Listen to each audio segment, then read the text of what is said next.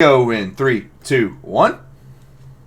What is up, y'all? Welcome back to the Vol Talk podcast. We're here, Austin. We are almost at the end of the season, and man, what an absolute insane shakeup of a week.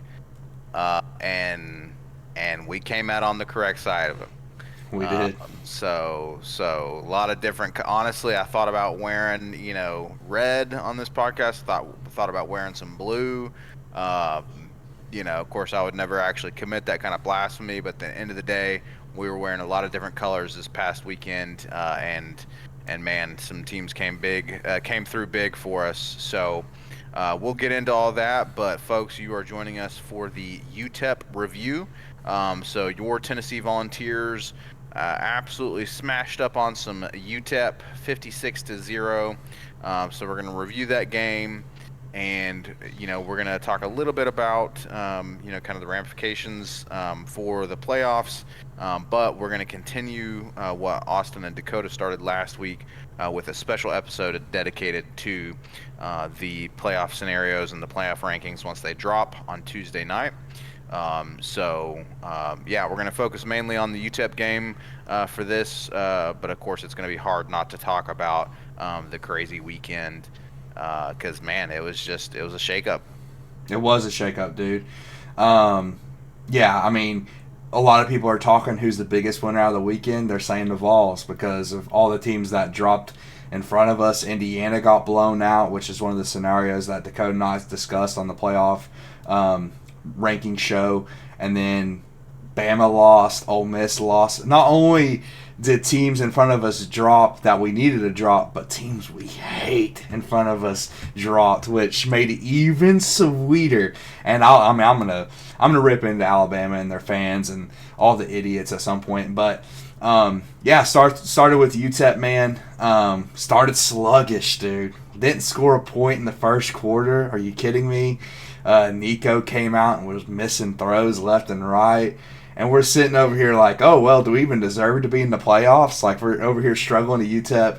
We got it together at some point. Defense played. I mean, even the defense was giving up some big plays here and there to UTEP. It was a weird game, a weird start to the game. Obviously, we finished strong, 56-0, which is kind of what we expected. That's why we didn't do a UTEP preview. Not much to talk about. Just beat the 2-8 Miners. That was the main goal of the game, and we did it. I think you want to touch on the DSAMP record. DSAMP breaks the single season touchdown record. Really cool for him, man. One of the best, dude. At this point, one of the best running backs in Tennessee history. I don't know if you'd agree with that or not, but has to be up there, right? Oh, I would absolutely agree with that. And and the huge record broke Gene. I don't even know how to pronounce Gene's last name. Gene McEver.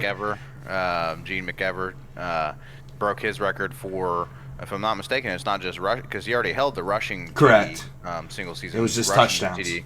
It was total touchdowns in a season, which is kind of crazy to me, bro. That record stood since 1929. Dude. They didn't score a ton back in 1929, but Gene McEver was out there doing it all, I guess. A dog. McEver was a dog, a VFL, baby. Absolute dog.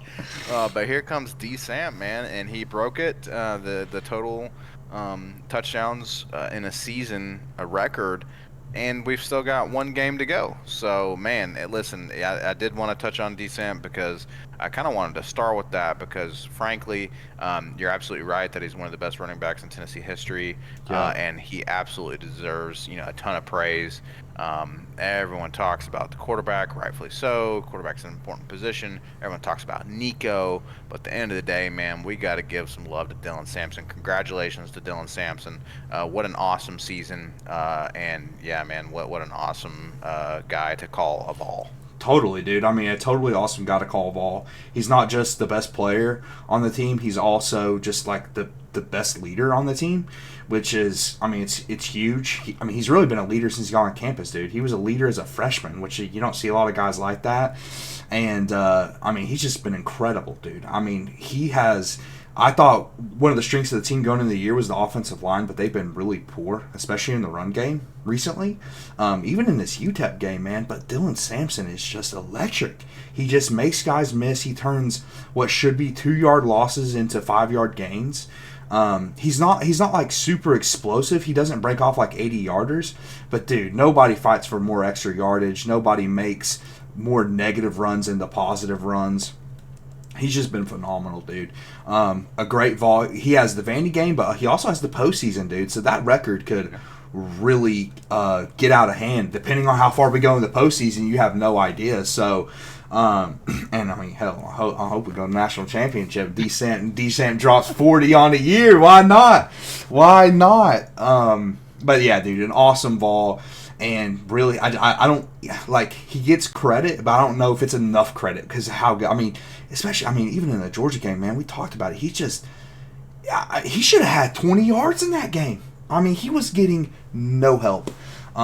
So he's created on his own this year. Really happy for him, obviously. And I think, if I'm not mistaken, he has the all-time Tennessee touchdown record in his sights. I don't know where that record's at, but like all-time career record, if I'm not mistaken. So we'll see if he reaches that. I should have those numbers on me, but I don't. Probably look it up at some point, but we'll see, man. But he's been fun to watch. Yeah, dude. So fun to watch. Like you said, just the thing I love about Dylan Sampson, like you said, is just his ability to make that first guy miss every single time, dude. Every single time, or whether it's make a miss or break a tackle or whatever the case may be. He's, it's almost like, what if Jawan Jennings was a running back? Totally. And so just absolute dog. So man, that was awesome. If I'm not mistaken, he only got one touchdown against UTEP, 77 yards, I believe, and one touchdown. But that was enough to break the record. And congratulations to him. And like you said, if we next week, if we take care of Andy, we'll be ahead of the postseason, and so he'll be able to, stretch it even further. And a record that, 1929. That's literally, it's kind of crazy. Pre-war, but we're 25 years into the 2000s now, so that's literally almost 100 years ago. Mick Ever was him, bro. Somebody dropped that Mick Ever highlight tape, dude. That dude was playing ball, man. I don't even know if they had film back then. I guess they did. Probably not at 1929. I mean, they barely had electricity. They didn't have the all 22. I'll tell you that. Yeah. So man, what a crazy thing for him to have that many touchdowns back then. But again, what a crazy thing for Dylan Sampson to finally break that record nearly 100 years later. Really awesome. So congrats to him. One of probably the biggest thing for me for the offense coming out of this UTEP game. Now, like you mentioned, it was frustrating to see Nico start so slow. Nico ended up with 4 touchdowns. Deceiving stat line, though. Very deceiving. Yeah, it's deceiving, and he started slow, and so that continues to be a concern. It's just this inconsistency, from this offense. I mean, with the exception of the Georgia game, the defense, has played so consistently. It's just this offense just lacks the consistency. Mm-hmm. They do. Yeah, they definitely lack the consistency. Nico is just off. That's the best way I can put it. He wasn't even making like super poor decisions, and he wasn't. I mean, it's a little different. He was a bit panicky in the pocket at times, but from the first throw in the first quarter, he just looked off. The chemistry wasn't. He come out sluggish. He ended up making some decent throws. I am starting to worry about his pocket presence. The pocket presence does not look as fluid as it used to. He does not like stepping up in the pocket. And Dakota and I discussed this a little bit, but dude, he also, whenever he takes a hit, it looks like he got hit by a train. Like he takes normal hits, but it just looks like, I don't know, man. He just makes routine plays look like a car wreck. I mean, every time he's getting up, he's limping. Like injury, I mean, he's been banged up a lot of the year. I mean, obviously, he didn't play the second half of the Mississippi State game. He came out in the Alabama game. And many times during this game, I'm like, dude, why is Nico taking these hits against UTEP? We have the game of our life next week against Vanderbilt. And we need to win that game. And if Nico's hurt, whether, even with the inconsistencies, I want Nico over Gaston Moore, obviously. So yeah, that's a little concerning. Hopefully Nico is durable. I mean, he's started every game. He hasn't been out for an extended period of time. It's just every time he gets hit, dude, he just gets up limping, or he's just holding his arm or something. It's just and some guys are like that, and a lot of people have a conception about bigger quarterbacks and say they're just tougher and more durable, but it's just not true. Anthony Richardson in the NFL, bro, every time that dude gets hit, dude, he's hurt. He gets up limping. He's 6'4", 250. And Nico's a big guy too, but just some guys are just more injury prone than others. So I'm getting a little bit concerned about that with Nico. Or maybe he's just a freaking drama queen. I mean, come on. Okay. Come on. But yeah. No, I mean it's concern, and like you said, the presence and the injury, and I still am I'm worried that there's a confidence issue, and that the pressure maybe is too much, or I don't know what it is, but there's something off that's inconsistent, and we're not going to be able to get far in the postseason if we can't find that second gear. Yeah, and they end up finding it a little bit in the game. They came out, like I said, they came out sluggish, but they found it in the second quarter, put up 28 in the second quarter. But it was the minors. It's like one of those games we really. Let me just say this, dude. After everything that happened in college football this week, all the upsets that took place, thank goodness we were playing 2-8 UTEP. Because if we were playing a conference game, if we were playing South Carolina this week, oh, bro, we would have lost. We would have lost just the way we came out, and there was something in the air that weekend, dude. Everyone, I mean, we mentioned the upsets. We didn't mention the almost upsets. Penn State almost lost. There were so many, and even teams outside of the playoff picture. A&M lost to Auburn. Colorado, who had a shot to make it the Big 12 championship game, lost to Kansas. It was just one of those weekends of college football where you're like, I want to be on a bye week, or I want to play UTEP. And thank goodness we were playing UTEP. Thank goodness we were playing UTEP, because, like you said, something in the air, something in the water, yes. Something was going on, and so thank goodness we were playing UTEP. But we're gonna have to, we're not gonna get into this too much, but we're gonna have to figure it out, because Vanderbilt is no slouch this year, and we're in Nashville now. Granted, their stadium is under construction. That it's not a very big stadium. It's not like and it's still in state for Tennessee. It's not like they have too much of a home field advantage, but they're probably selling more tickets these days. Because they got a little excitement behind them. So, where it's gonna be a road game. It's not gonna be a truly full on road game. But the point is like you're saying, coming out. And it just, again, in the beginning of the game, it's just so often this second half of the season we have come out like this in the first half of the game, the first quarter of the game, whatever the case may be, and it just, I can't wrap my head around it. I cannot wrap my head around why it's the beginning of the game that we just are not firing. Funny enough, the best first half we had on offense was against Georgia. Right. Makes no. I can't make sense of it either. A lot of the trends just don't make sense. Because we just go down and just immediately score on Georgia, firing on all cylinders, and then just can't do shit in the second half. It's one of those things, man. It's frustrating. But yeah, again, we lucked out by not having a serious game this week. And as you mentioned, we have a very serious game next week, against a team that will not lay down. But you also mentioned earlier the defense, dude. again, like you said, to reiterate what you said, outside that Georgia game, this defense continues to be elite because even in this UTEP game, they were giving up a little bit of yardage. They weren't perfect. They weren't the 85 Bears, but they again have a DNA around this defense of bend but don't break. They're going to force a turnover when the other team's getting a few first downs. They're going to find a way off the field, and they continued that in the UTEP game, which was pretty. Even though it's the Miners, who fought hard, they were coached hard. It's nice to see that there was a bounce back. There was, I mean, if you look at Georgia and UMass, they gave up 21 to UMass, and that was a close game all throughout the first half. So, could have been worse. It could have been worse, without question. And I have to shout out James Pierce. I love watching James Pierce play. He had a rush in this game, bro. I don't know if you got a chance to see it, but the tackle didn't touch him. It was the quickest snap to sack maybe in the history of football.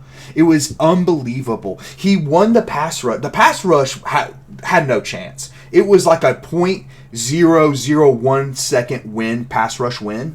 And then the immediate sack to the quarterback. The athleticism was so apparent on that play. It's like one of those plays that if you watched all 22, you'll watch that play and come away, oh, that's the best athlete on the field by far. It's not even close. And so he's such an asset. We're going to need him, man, because, they were quiet. Those pass rushers were quiet against Georgia, and we're going to need them coming up. We should have a trench advantage against Vanderbilt, so we're going to need them to continue to play like they did against UTEP. So, overall, I was pretty happy with the defensive performance. Obviously, give up a goose egg, you got to be happy with it, whether it's UTEP or not. So, yeah, we'll always take those goose eggs. Pad the stats exactly. a little bit, bring down that points allowed per game. So we'll take that. No question. And ultimately, at the end of the day, the numbers on the scoreboard are what matter, right? That's ultimately what matters. And so, like you said, hey, give up a few big plays, give up some yards, but if you stop them from putting numbers on the board, then none of it really the rest of it really doesn't matter, And so, yeah, we'll take that. You're absolutely right about James Pierce. What do you think about? Do you think James Pierce has done enough this year to keep kind of his out, on the outlook on his season? Mel Kiper and a lot of others, had him going top 5 on the draft boards. Do you think he's done enough to kind of keep that hype going into the NFL draft? Yeah, first of all, just to touch on Mel, I wouldn't even look at his boards. He's senile at this point, dude. I would just throw those boards out. Fair enough. Don't pay attention to Mel Kiper. There's plenty other better sources out there. But any real draft analyst will say, yes, James Pierce, he's not as dominant as a pass rusher as he was last year, but he's still an elite pass rusher. And what he's not getting enough credit for this year, which I've shouted out several times on the podcast, his run defense has improved greatly. Guys of his size usually get beat in the run game. At the end of the day, he's 240 pounds, and guys like that really can't hold up in the run game. And I don't know if he will be able to at the next level, but he has this year. He's been a much better run defender this year. He's just used his athleticism. He's been elite in stopping the read option with the quarterbacks, dude. There's been plenty of times where the quarterback keeps it, and the only guy who's going to stop him is James Pierce on the edge because he's the only one who has the athleticism to make the play.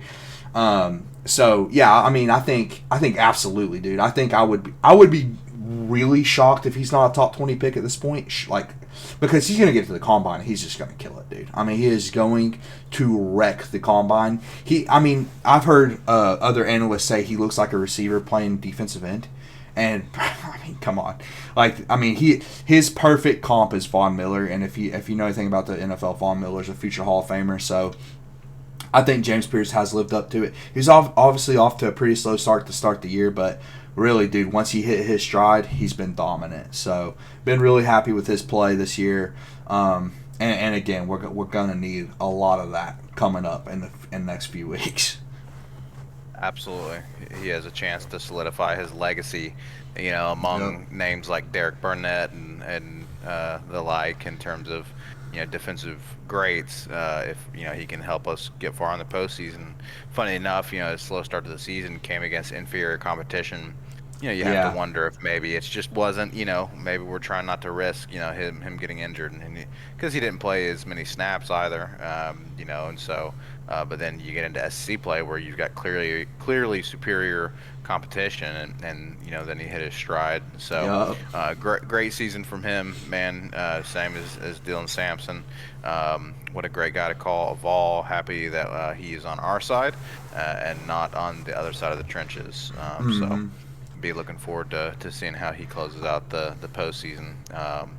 And because at the end of the day, man, we're gonna need a big. We're gonna. I mean, just like the entire season, we, to the surprise of everyone, we are a defensive team.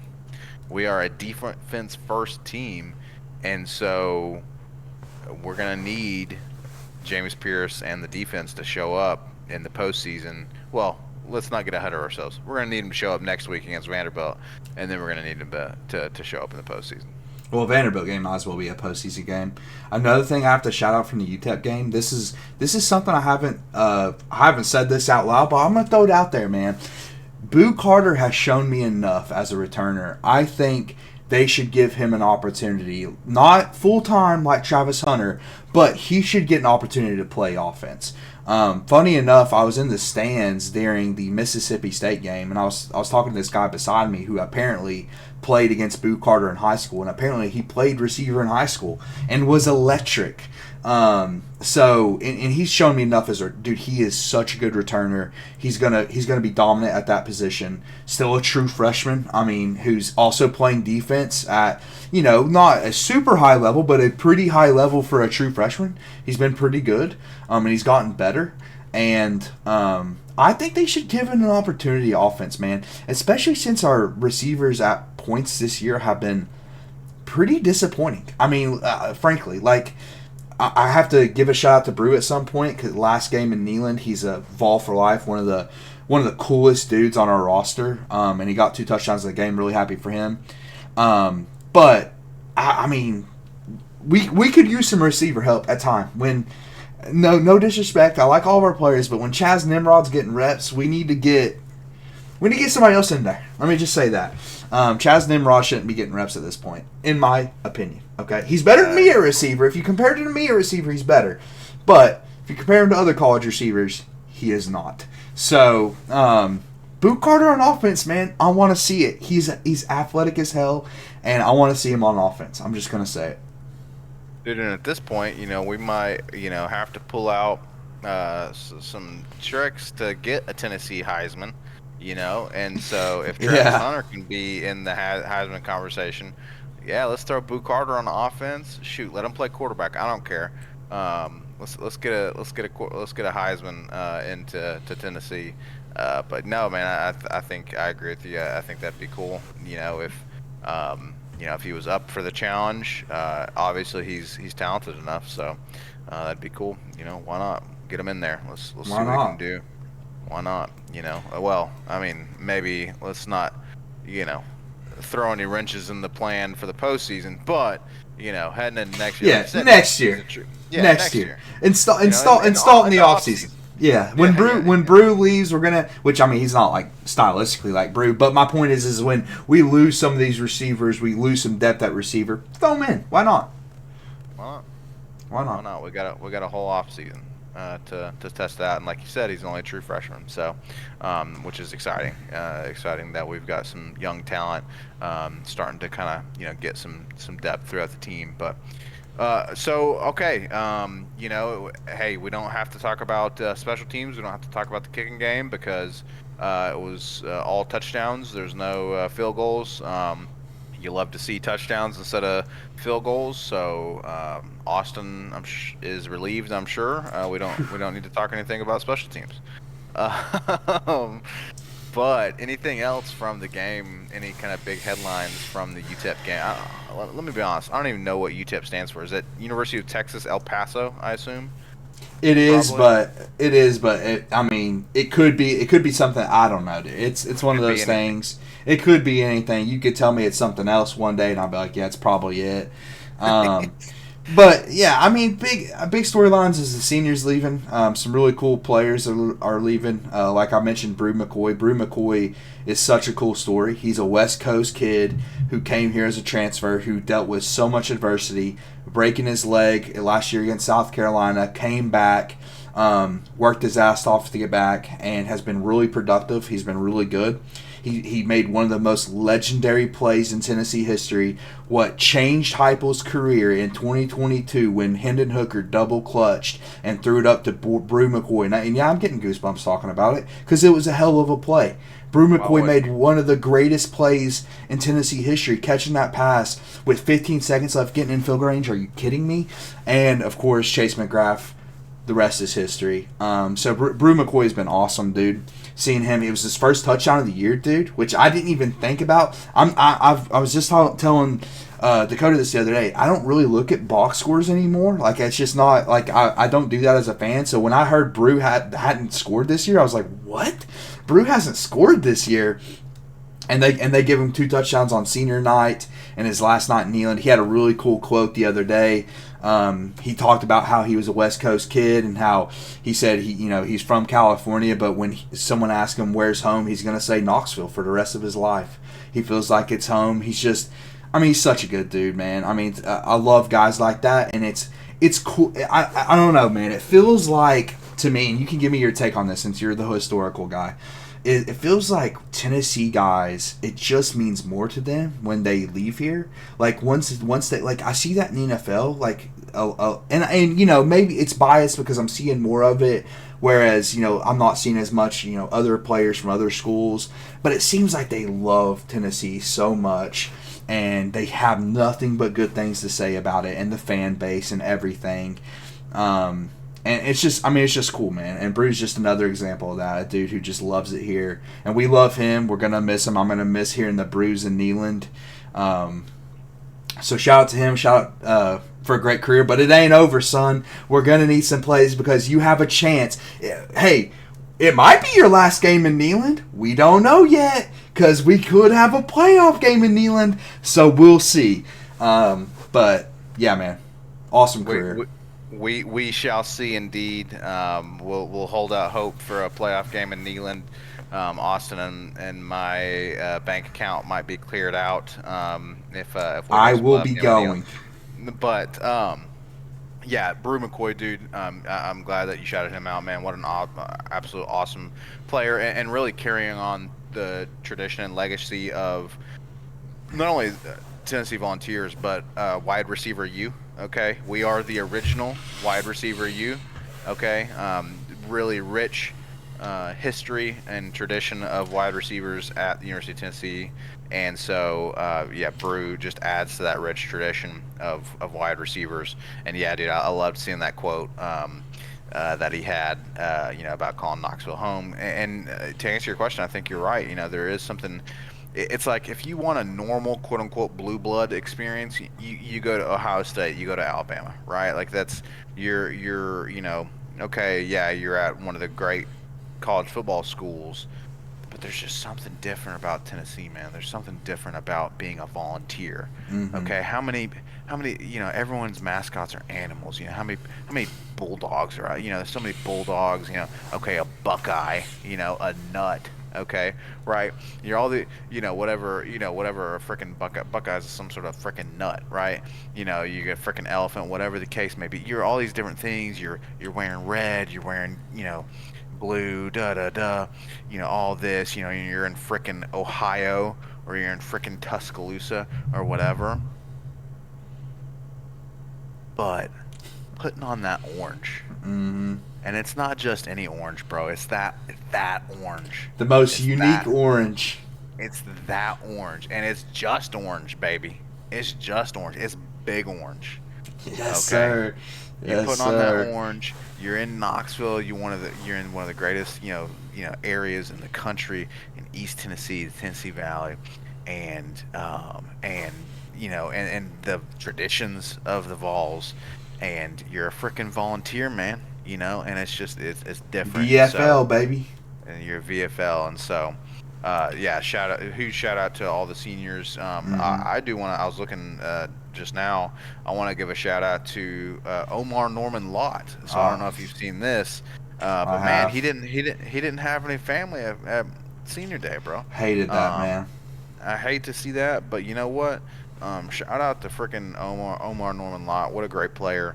And even though he didn't have family on the field at senior day, and I don't know what the story is there. You know, maybe there was just some issue or scheduling conflict. I don't know what the issue is. But at the end of the day, he's got a family, and just like what we were just talking about, he's got a family Yep. now in Vol Nation, right? Tennessee is just 100,000 different. strong, baby. 100,000 Hundred plus thousand strong. strong. It's just the Tennessee is different. So he's got a family in us and Volunteer Nation. But yeah, huge shout out to all of our seniors, man. This is a special group because they're putting Tennessee back on the map. Yep, no doubt, no doubt. Yeah, shout out Omar. He has had a great year too. I expect him to get a shot at the next level. He's been an elite pass rusher this year, so shout out to him. And like you said, he's. I don't know the story either. I haven't actually looked into all of it, but sucks. But yeah, and Brew, circling back on Brew, man. Brew's another guy who a lot like Juwan Jennings, you never question the effort, like every play. Yeah, And you got you love to see dude, that. you love it, man. You love it. You love guys who just love ball. He wants to be out there and play ball, and he does it every snap. He's given 110% every snap. Never question Brew McCoy's effort ever. Not a single play have I ever questioned his effort. And I think he'll get a chance at the next level as well. So excited to see Uh, that. he's one of those guys that when they hit that sign that says "I will give my all," underlined all. I will Means give it. my all for Tennessee today. He means He it. means it. He means it, man. He's out there freaking laying it on the line, giving that max effort, as Deadpool would say, maximum effort, right? So yeah, dude, you're absolutely right. That man, just you love seeing. Like, honestly, it's reminiscent. I've shouted out Al Wilson a lot on this podcast. It's reminiscent of someone like Al Wilson, who's Yep. just out there and loves the game of football And and loves loves Tennessee. loves Tennessee, Yep. loves being a volunteer, and is just out there freaking giving us all for Tennessee. That's the bottom line. Yep. Exactly. So you love to Bruce, see it. Bruce not out there thinking about draft position or protecting his body or anything like that. He is there to give his all for Tennessee, and you love it, man. You love guys like that. I'm gonna miss them. So shout out Brew. Shout out to a great career. Shout out to Brew. Shout out to all the seniors.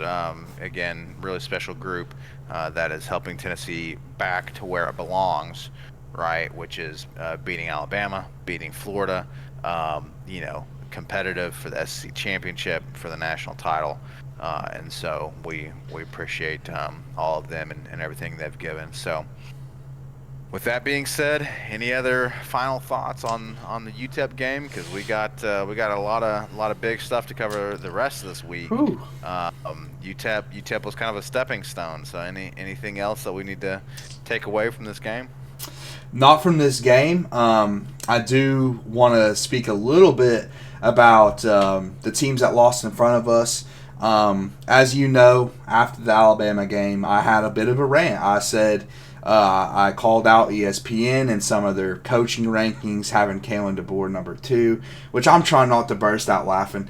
To be honest with you, I am. I'm trying not to burst out laughing. I have no proof of this, but I did say they're going to go 9-3 preseason. I thought they were going to lose 3 games. Could be 4 games. Got the Iron Bowl coming up, and we know And Auburn's hot. Auburn's looking hot. Yeah, and we got the playoff show coming up. We got the Vanderbilt. We got a busy week of all talk. I'm so excited. I absolutely love doing this, and I can't wait to get into all of it. We'll get into all the scenarios and stuff.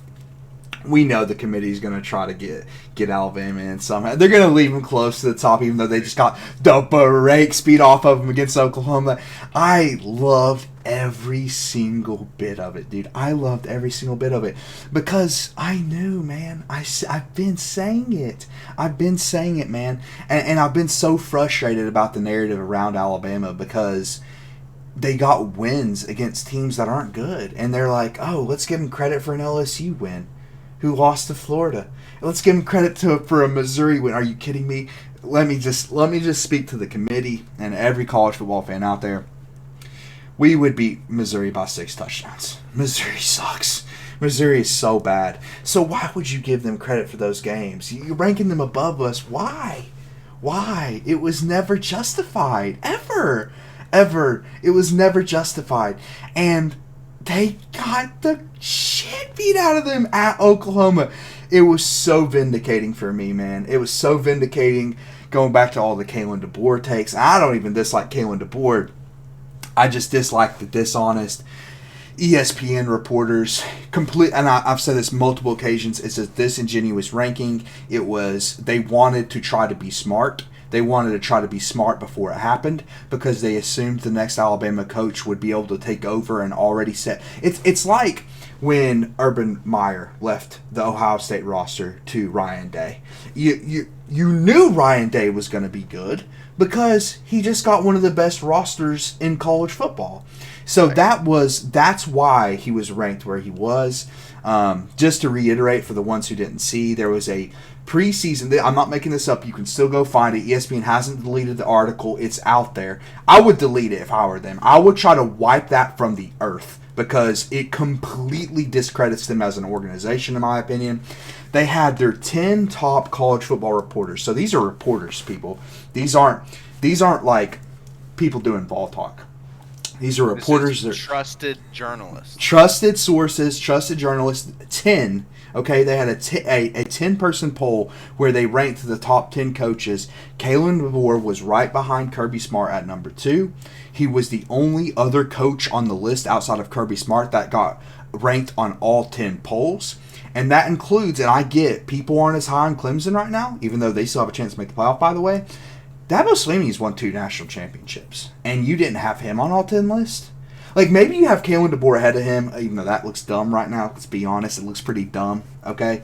Maybe you have him ahead of him, but you didn't have a guy who won 2 national championships on every list? Come on, man. That's a disingenuous ranking, dude. That's the only word I know for it because that's what it was. They didn't think Kalen DeBoer was that kind of coach. They just thought the next Alabama coach was going to be able to have that level of success. But he didn't. Because what you didn't realize, ESPN, because all of you got brainwashed over the last 17 years, Nick Saban is gone. He is gone. And he's not coming back. He's not coming back. So it's over. It's over. I told you it was over, Blake. I said they wouldn't make the playoffs, and they're going to be watching the Vols from the couch, dude. And just get used to that. Just let that sink in. Let it sink in, okay? Accept it. Because, be honest with yourselves. You could have lost to Carolina. You could have lost to Georgia. You could be fighting for bowl eligibility right now, okay? Just be honest with yourselves, okay? Humble yourselves. Realize we are now mid-tier SEC team. We're going to have to watch Tennessee and Georgia and all these other legitimate SEC contenders win every year, and we're going to be a middle-of-the-pack team. That's the reality, okay? Kalen DeBoer was never the second best coach in college football. He's not a better coach than Josh Heupel. He's not a top 5 coach in the SEC, dude. Name who he would be ahead of, dude. It's not many coaches, bro. He's a mid-tier SEC coach, and Alabama fans are going to run him out of town before he gets a chance to actually build his own program. So I just had to get that off my chest, dude. Vindication for me, obviously. Very vindicated by it. And this is the norm. I mean, they got the Iron Bowl, man. They could be 8-4 going to the Outback Bowl. So enjoy it. Enjoy the Cheez-It Bowl or the Outback Bowl. We're going to be playing in the college football playoff. So there it is, Alabama. Congrats. And, I think ESPN and a lot of the reporters, they think just because Alabama hired the guy, he must be good, right? But got it. Dude, he was their 4th or 5th choice or whatever. 4th choice, dude. They offered 3 guys before they hired Kalen DeBoer. And it's like, dude, so you just, I've said this to Alabama fans as well. You got to accept the reality that you will not see another Nick Saban in your lifetime. It's not going to happen. You're not going to see another Nick Saban in your lifetime, and that's okay because that is a once in a lifetime, once in a century kind of coach. and you're not going to live to be 100 years old, and that's okay. Life should end eventually. And so, just like, Alabama's dynasty under Nick Saban had to end eventually. And so here we are. Um, so you'd love to see it, man. You love to see You love to see it. You love I to see love it. I love every second of it. You love to see it. They got you got the brakes beat off them. Dude, you know what made it even sweeter? Listen, we hate the Gators. The Gators are my second most hated team outside of Alabama, and it's pretty close. It's neck and neck, really. I had to root for the Gators this weekend because they were playing Ole Miss. But do you know how sweet it is seeing the idiot that trolls us on Twitter all the time get beat by the team we beat and get out of the playoffs because of it? F you, Lane Kiffin. You're again mid-tier coach. Mid-tier coach. Why wouldn't you rank Heupel above Lane Kiffin at this point? What's the justification for that? I don't know. I have no clue. So I would have to tell me in the comments. Explain to me what Lane Kiffin has accomplished as a coach. Explain to me in the comments what he has done as a coach. Other than run his mouth. He's a troll. He's an immature guy, and seeing him upset, dude, it was almost as sweet as seeing the downfall of Alabama. Maybe sweeter because I kind of, after Ole Miss beat Georgia the way they did, I was like, damn, Ole Miss is actually pretty good. Like, they actually might be a legit team. Alabama, I knew it was coming. I knew it was coming the whole time, dude. I knew they were frauds, bruh. I didn't know they were going to get blown out. I didn't know they were going to get completely dominated. But I actually thought Ole Miss is a pretty good team. And, oh, God, seeing them lose. Even though it was Florida, even though I'm starting to get a little bit worried about Billy Napier now. I'm a little bit worried about Napier, bro. Napier's starting to coach them boys. But seeing on the same weekend, I get to watch the downfall, and they're not a dynasty, the downfall to Alabama dynasty, and Lane Kiffin missing the playoffs. What a treat. What a treat it was. Now, I will say, the BVS side of this is all this hate watching is going to lead to the karma of us getting beat by Vanderbilt. So I am expecting that at this point, just because the hate watch was real. But at the end of the day, it's still so sweet, man. It's so sweet seeing those two teams go down, man, and us jump ahead of them. It's fantastic.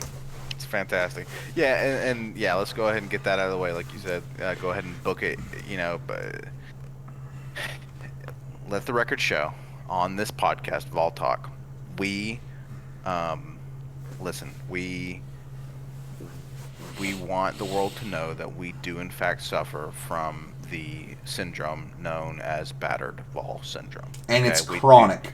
It is chronic. We do suffer from it.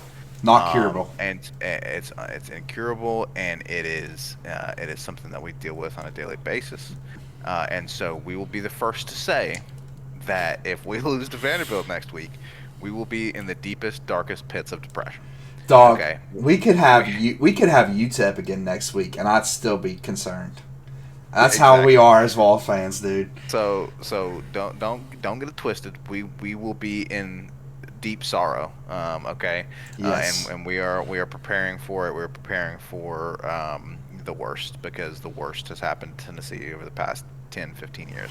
But with that being said, to go back to your point earlier, this crazy week in college football, we had UTEP. What great timing. So we got to have a nice little easy stepping stone, even though it was kind of slow start and all that. We got this easy stepping stone, and so we didn't have to worry about that. And then we just got to watch the chaos unfold. And dude, you're absolutely right. The only thing that could have made it better is if it didn't have to be Florida that beat Ole Miss, right? I know, if Florida could have lost, as well as Lane Kiffin and as well as Alabama. But you know what? I will take it. I will take it. I will take it. I will take Lane Kiffin being miserable. I will take Alabama being miserable. Man, and you're absolutely right. What sweet vindication, and just, I mean, the media had Kalen DeBoer as a Coach of the Year candidate as late as going into the Tennessee game. If not, I might be mistaken. After they lost Vanderbilt. If not after they lost to Vanderbilt, Coach of the Year. Coach of the Year loses to Vanderbilt. at Bro, Alabama. When you're at Alabama, it's just like you said, dude. It's disingenuous. So you totally. love to see, you love It's to, totally and disingenuous. bro, this is why this is. I'll do my soapbox and then I'm done. This is why the media hates Tennessee fans, right? Is because we call them out on their BS, and they hate that. They hate the fact that they have to get called out on their bias for Alabama. And also, we'll talk more about this in the playoff episode, but I will tell you this: that playoff committee and the media, they're going to scratch and claw and look for every possible reason to keep Alabama in this playoff hunt. I promise you. I promise you they are going to do everything they can. The AP poll already dropped. AP poll dropped them, 6 spots, 13. 13.